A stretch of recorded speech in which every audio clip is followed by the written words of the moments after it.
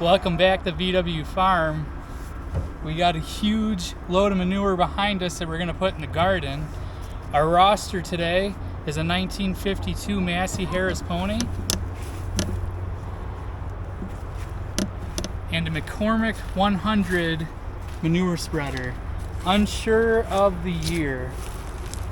Anyway, we got a lot of work to do, so let's get started.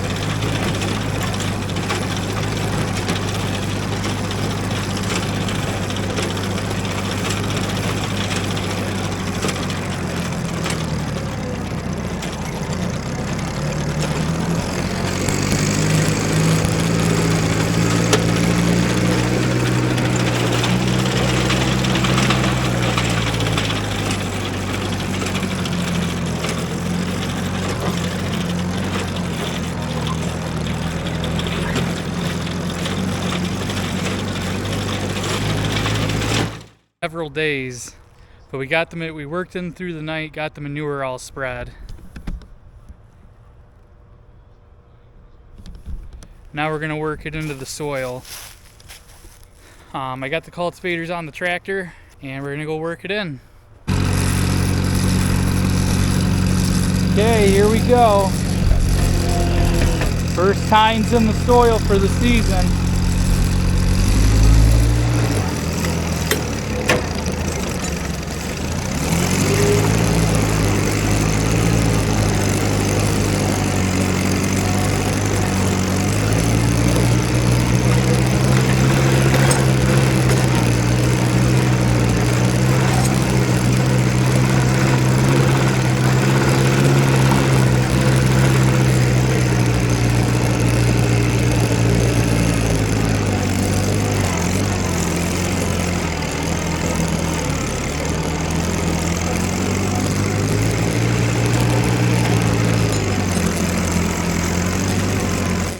Got all of it kind of turned over.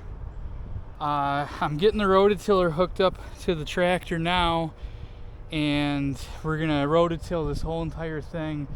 The cultivators worked pretty well. I mean, it really tilled up everything good, but they're not really meant to do what I want them to do. We do have a thunderstorm coming in.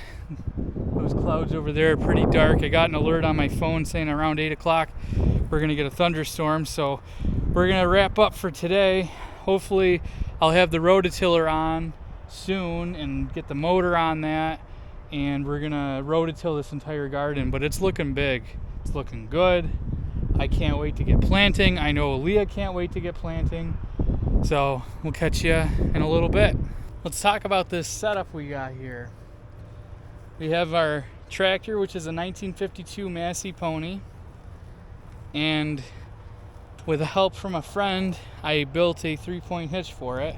Well, he did most of the building. I just did the welding, and then we mounted this rototiller to it.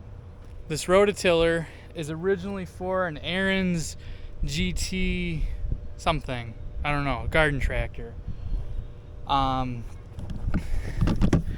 We put a set of 3-point hitch pins on it, and then I put a top link bracket, and I took off the original pulley and put on this one because the original one was rusted and I wanted to be able to adjust it. And the pulley on the motor is a 4-inch pulley. Now, how I got that 4-inch pulley on the motor was with a bit of reverse engineering with a friend of mine. He has his own YouTube channel. Check it out. He's going to be hopefully posting more to it. What we did is the garden tractor was a 12 or 14 horsepower tractor, and the PTO, the rototiller, just ran from here to the belt pulley of the PTO on the garden tractor. Figuring that if it was hydrostatic or gear driven, that would take away from the horsepower of the motor, we opted for a 6.5 horse motor with a 4-inch pulley, and it does just fine. The pulley that was originally on the garden tractor, through some Googling, I found one and verified it was a 4-inch pulley, and that's how we got the 4-inch pulley. So we're getting 6.5 horsepower from this motor to that pulley, and then ratios, we have the rototiller working. I already rototilled through the garden once with the rototiller. I know it works. I did some upgrades on the anti-sway links, so we should be all set, finally. So the only issue with this rototiller is it's incredibly loud.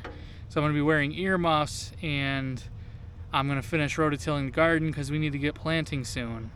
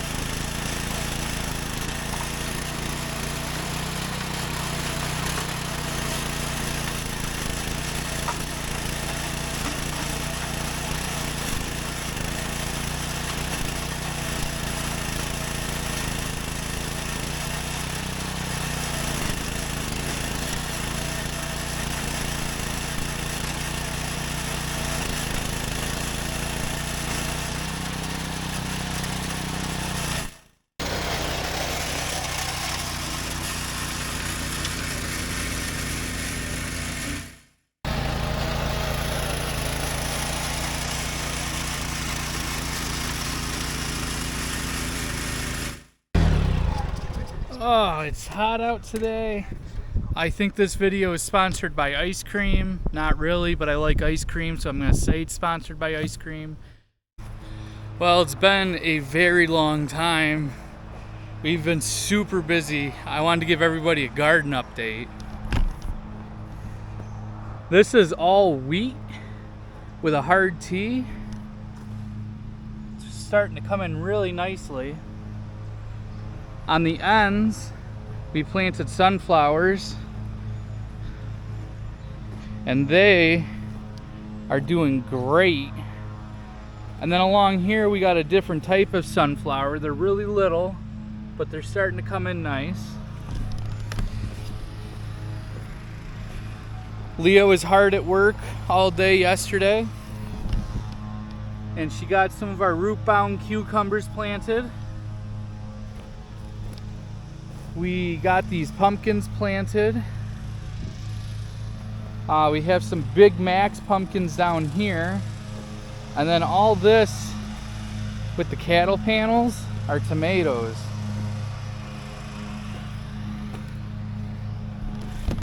Usually we do the weave with the tomatoes with the baling twine, but I wanted to try cattle panels this year because it's sturdier. And as the tomato grows up, we can tie it to the cattle panel.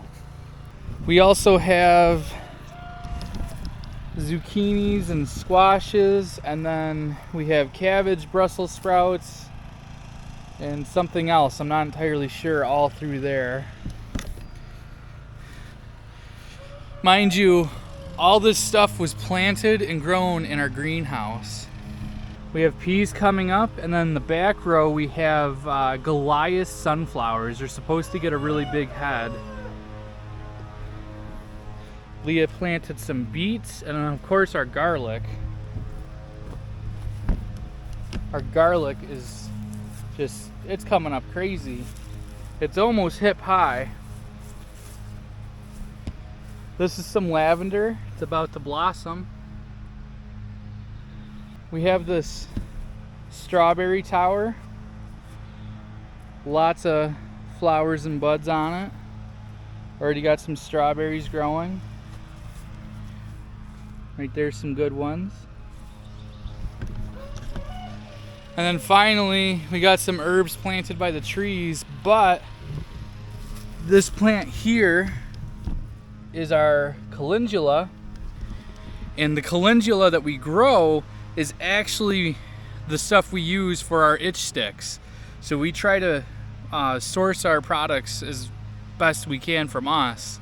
So that'll be in our itch sticks.